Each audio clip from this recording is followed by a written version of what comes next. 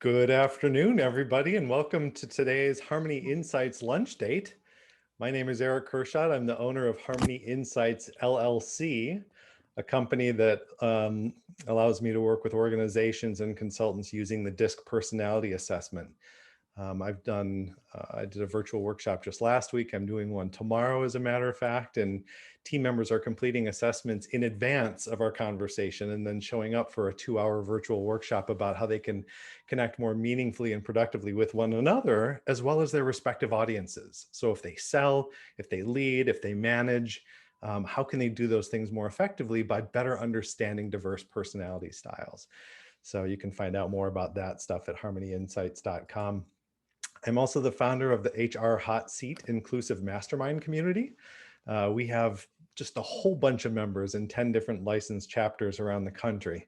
And I facilitate our Chicago chapter, which is hosting its next virtual mastermind event this coming Tuesday, November 10th from 6:30 till 8 o'clock. You can find out more information about that at hrhotseat.com if our website is behaving. It's been down off and on for the past couple of weeks. I guess our web host is having some issues, so not ideal, but hopefully you can find out more about what we're doing at hrhotseat.com.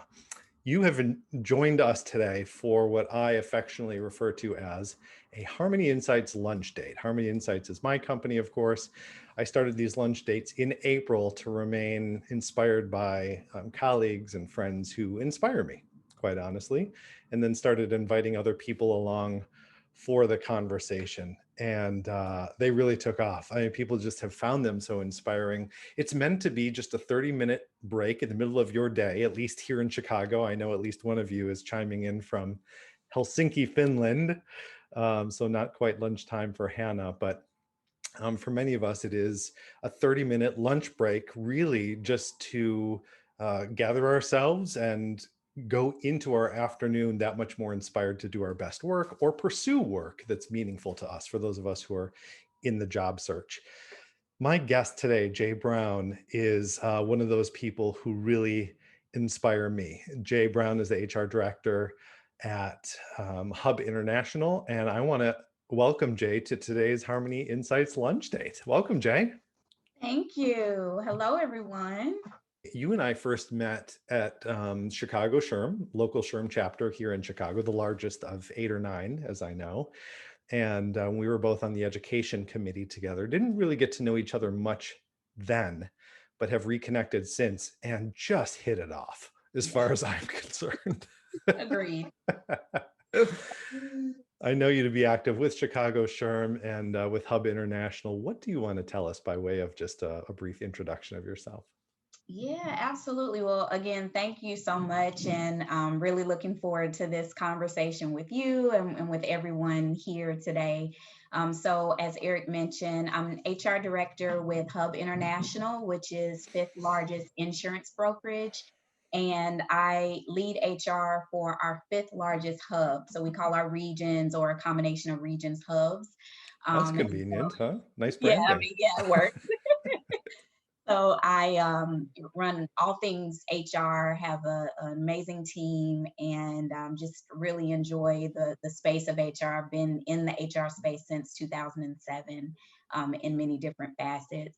And then, as Eric mentioned, very active with Chicago SHRM. I serve as the education director. So all of the programming that we have throughout the year, amazing team that helps to put on all of those programs, including our Elevate conferences, which are our full day conferences, and then a host of other webinars. I mean, we, like many other people, had to pivot.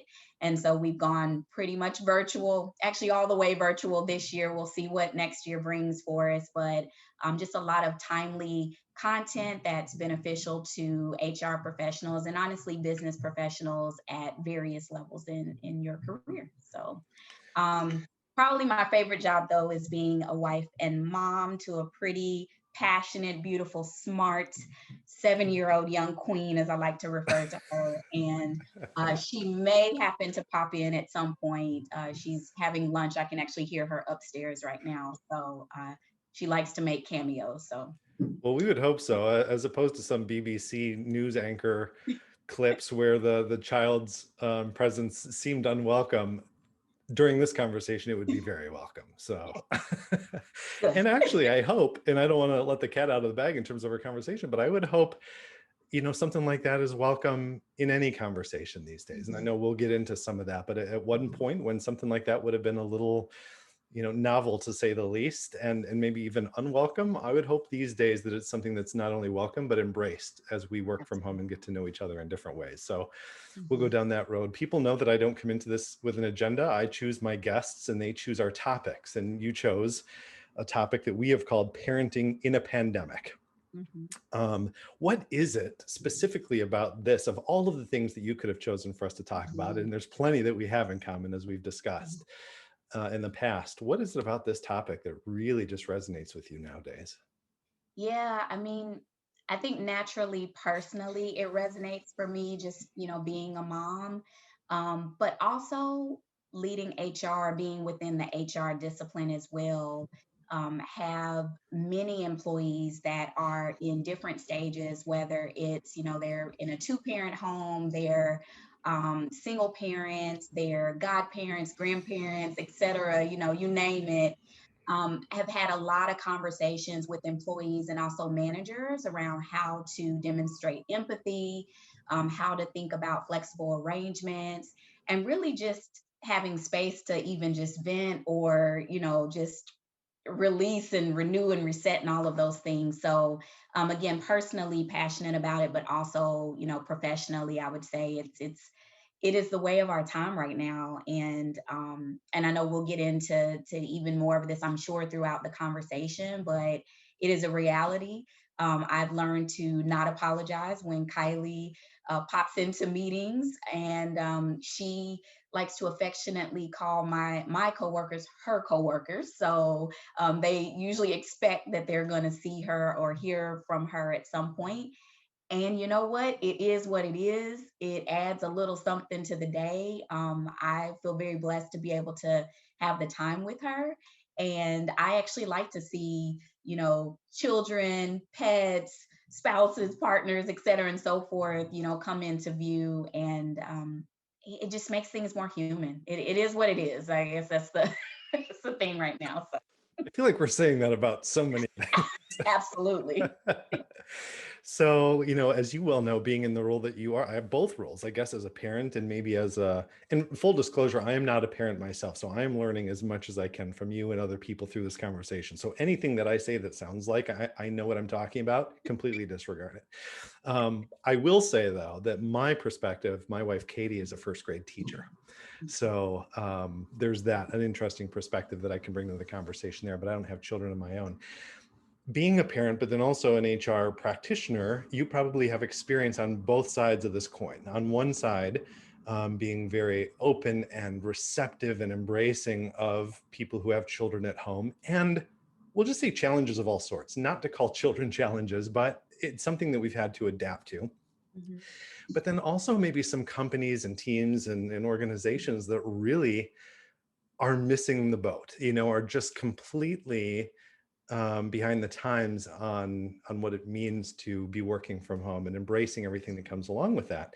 Hannah has chimed in the chat here saying she was recently called out, in parentheses, I mean in quotation marks, in a webinar for feeding her toddler while she was attending. She felt really embarrassed and thought it was not very kind. Do you think something like that is an oddity these days? Do you think that Hannah's experience is a one-off that other people are not experiencing themselves? Or do you think, unfortunately, something like that is probably more common than it should be? You know what? I do unfortunately think it's more common, right? And I do think that people are learning. They're trying to figure out how to navigate through these situations, both as the manager, as the employee, and again, whether you have children or not, just really trying to figure out what makes the most sense.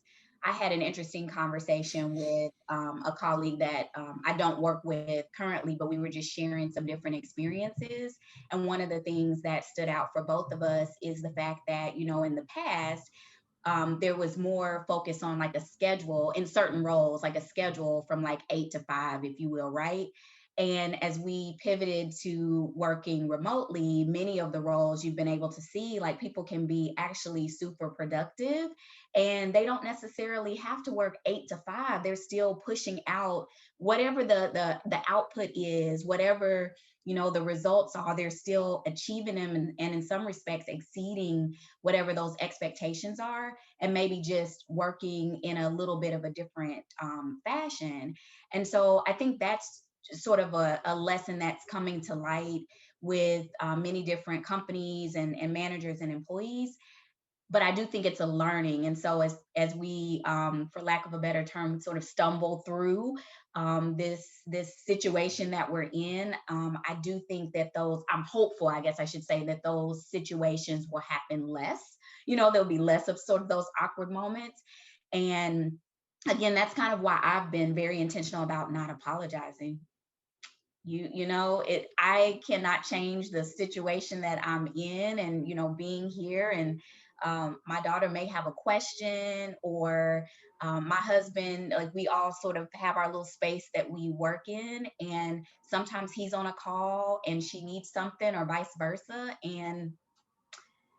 And so I think too, the more that we, as managers or as leaders, and even as employees peer to peer, sort of practice that too, and just getting comfortable with the, maybe right now sort of discomfort of this new environment. I think it may encourage and inspire other people too. So I am hopeful that it'll go in the different direction, but I do think, unfortunately, it is an It is unfortunate what it situation is. that It does is happen. what it is. Yeah. And I feel like we're saying this about so many things these days, hopeful that Mhm. it'll go in a different direction. There's a learning curve Absolutely. involved. I think we're seeing that A learning curve. about so many things. I want to put up a brief poll that I've prepared for people that says, if you have children at home, how have you learned how to navigate raising them during a pandemic? With your answers or your choices being consulting the internet, seeking advice from family, friends, and colleagues, or completely winging it, Yeah, which is it's familiar. an acceptable response there. As people are responding to that, Jay, we took a look at your LinkedIn profile a little bit earlier, and I see in there, even prior to Hub International, you spent some time with BMO and with Mhm. Allstate. So it looks like financial and Yep. insurance companies. What are you finding in terms of those types of organizations, or the organizations that you are most familiar with, Mhm. in terms of how much they seem to be embracing, and you can speak Mhm. directly with regard to your experience with Hub, if you like, that Mhm. they are embracing who you are and the family life that you are bringing sometimes to your work, Mhm. versus questioning it in some way. Yeah, no, it's a really great question.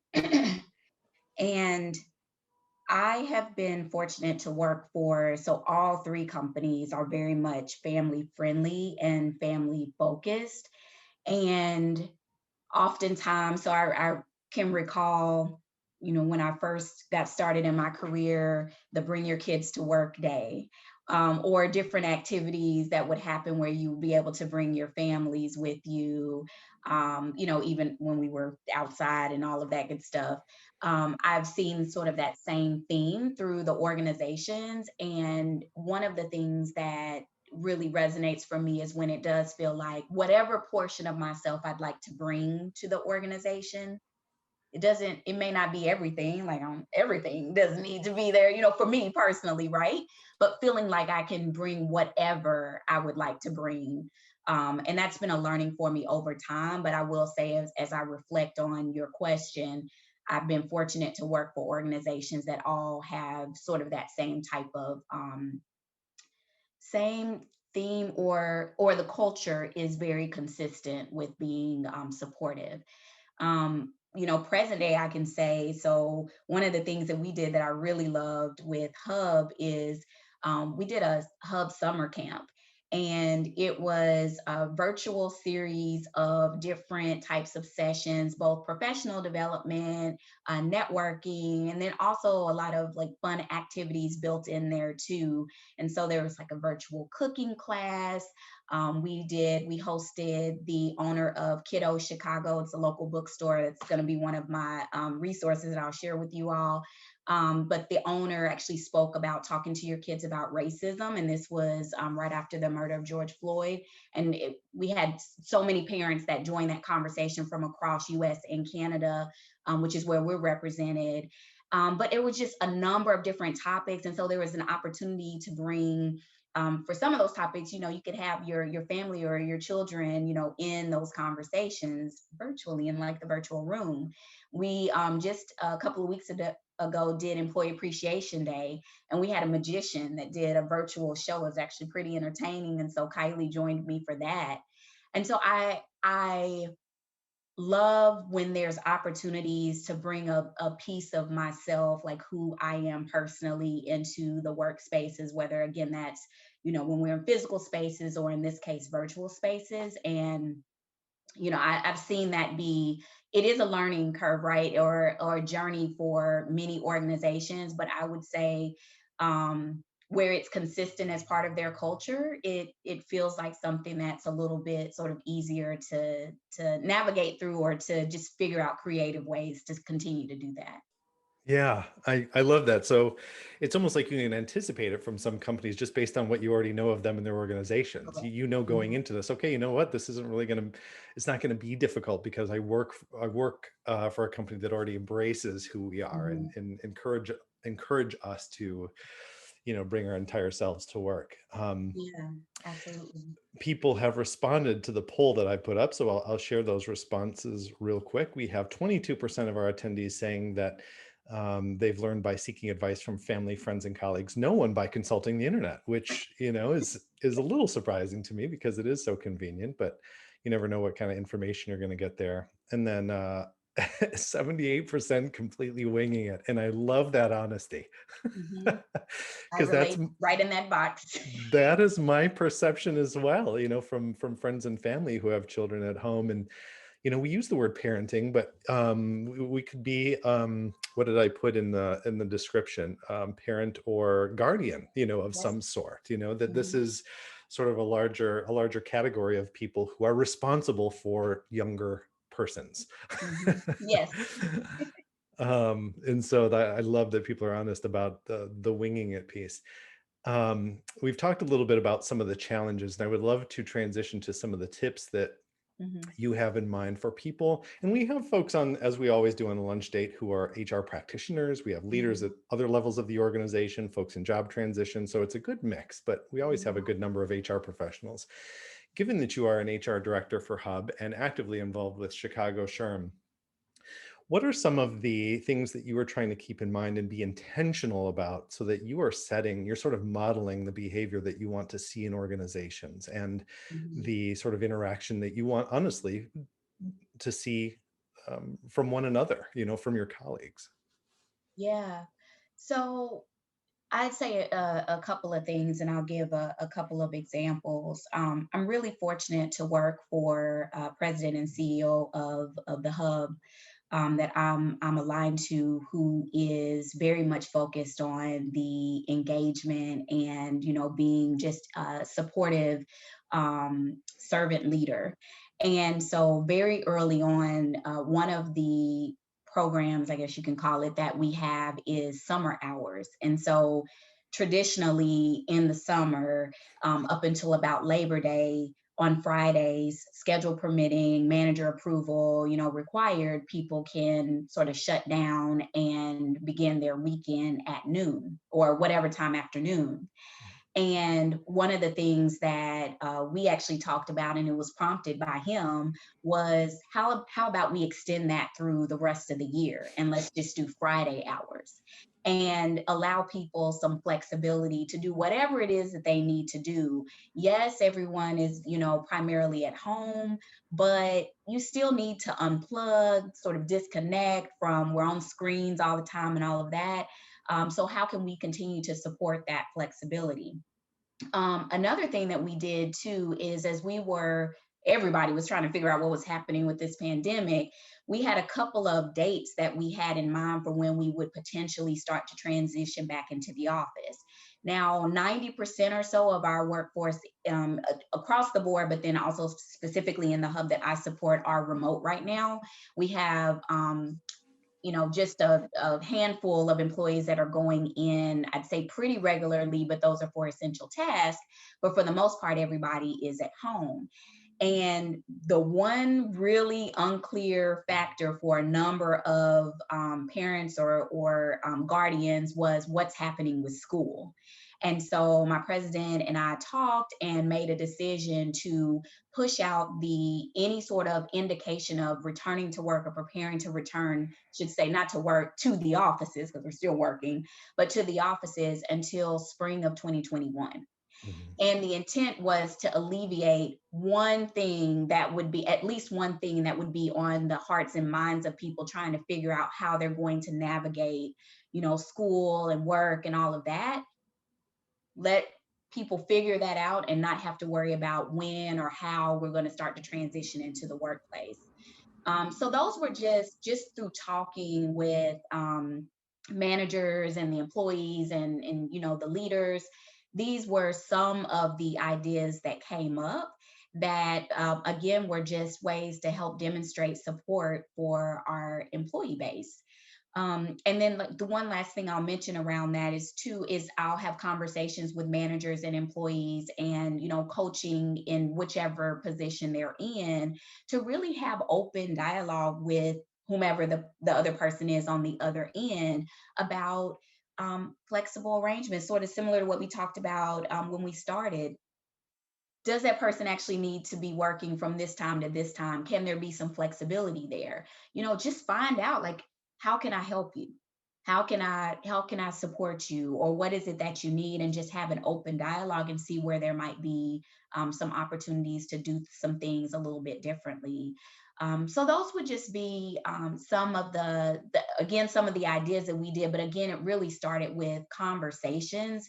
We did pulse surveys, really got to understand what it is that our employees needed from us, and then figure out different ways to help support them. That's all really helpful. I don't know if you've seen what's going on in the chat area as well, but it's really active. And just briefly, because we're already coming up on the end of our time, do you Mhm. have any thoughts and opinions on folks who have um, not younger children who are trying to figure Mhm. out, how to keep them engaged with remote learning, but maybe Yeah. older kids, middle school, high school, even college age children who are in the home, whose Mhm. emotional health and well-being is important as all of ours is at this time. Mhm. Do you have any perspective on that in just a minute or so?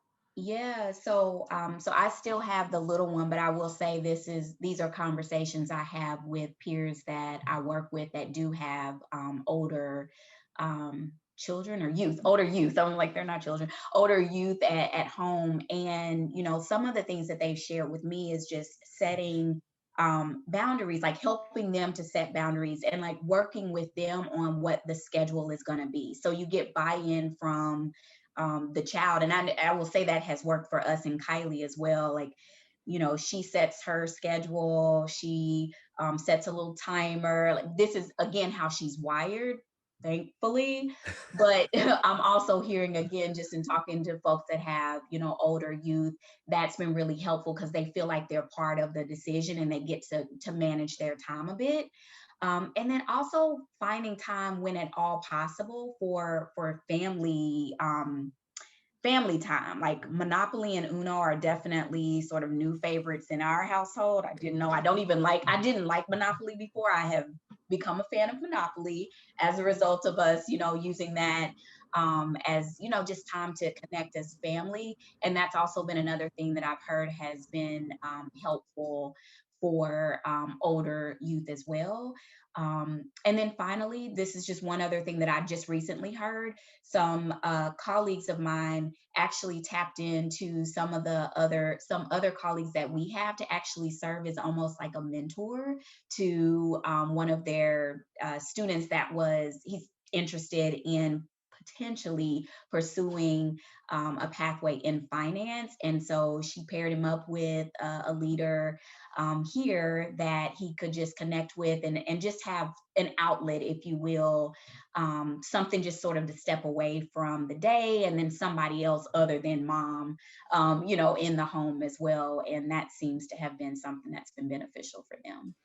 So it sounds like, even though there are different ways to engage different age groups, that is the key. It's really keeping them engaged, having them be a part of decisions that are being made, and not in a Mhm. place to feel like things are being done to them, that decisions are being made Correct. for them, but give them empower them in a way, right? Which is what we want to do with our Empower. employees. So That's empower right. our children in the way that we want to empower our employees to make good decisions, Hmm. and remain as physically and emotionally healthy as we all would like to be. So this has been a Absolutely. fantastic conversation, Jay. We're going to allow people to stick around and ask you questions if they want, and some people are going to need to go. Any resource links that you want to share, we will follow up with all attendees via email, and I will include in that email just any links that Jay may have to pass along, um, resources that she may be that think may be helpful to consider.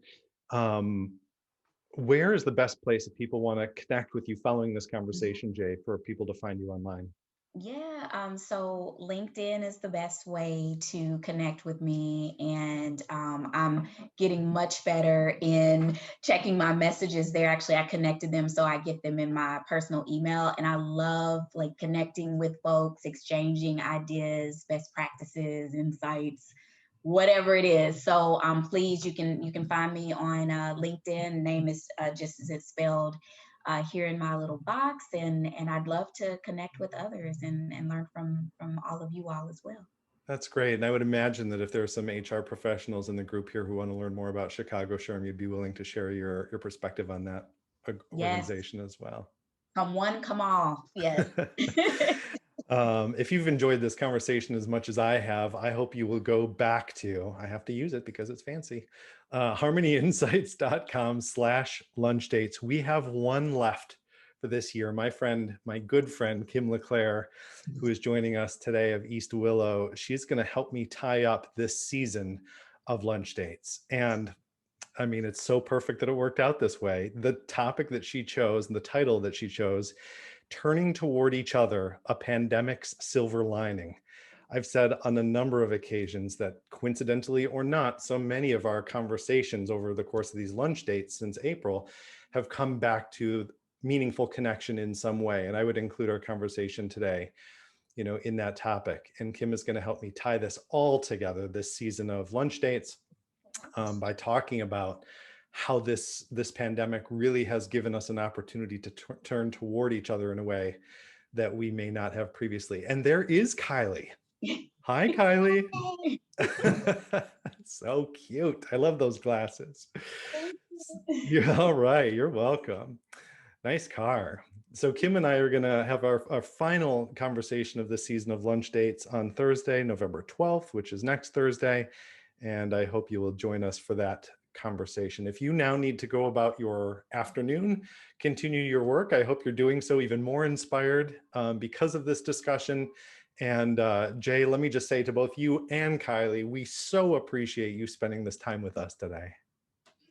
Thank you so much for having us. This has been fun, and I'm looking forward to sticking around if anybody else wants to stick around. Thank you, Eric. Thanks, everyone.